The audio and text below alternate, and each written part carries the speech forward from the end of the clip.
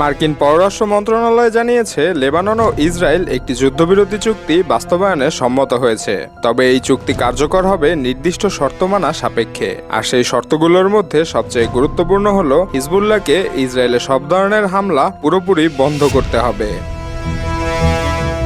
এই ঘোষণার আগে পরিস্থিতি আবারও উত্তপ্ত হয়ে ওঠে। বুধবার দক্ষিণ লেবাননে ইসরায়েলি বিমান হামলায় অন্তত 9 জন নিহত হন। এর পাল্টা জবাবে উত্তর ইসরায়েলে রকেট হামলা চালায় হিজবুল্লাহ। এতে আগের ভঙ্গুর যুদ্ধবিরতি আরও বড় ঝুঁকিতে পড়ে। নতুন চুক্তিতে বলা হয়েছে, দক্ষিণ লেবাননের লিতানি নদী থেকে ইসরায়েল সীমান্ত পর্যন্ত নিয়ন্ত্রিত এলাকা থেকে হিজবুল্লাহর সব সদস্য ও অপারেটিভদের প্রত্যাহার করতে হবে। একই সঙ্গে ওই এলাকায় অন্য কোনো সশস্ত্র গোষ্ঠীর উপস্থিতি থাকবে না। সেখানে একক নিয়ন্ত্রণ থাকবে লেবাননের সশস্ত্র বাহিনীর হাতে। যুক্তরাষ্ট্র লেবাননে কিছু পাইলট জোন বা পরীক্ষামূলক এলাকা তৈরিতে সহযোগিতা করবে বলে জানিয়েছে। পূর্ণাঙ্গ চুক্তির লক্ষ্যে আগামী 22 জুন দুই দেশ আবার আলোচনায় বসবে।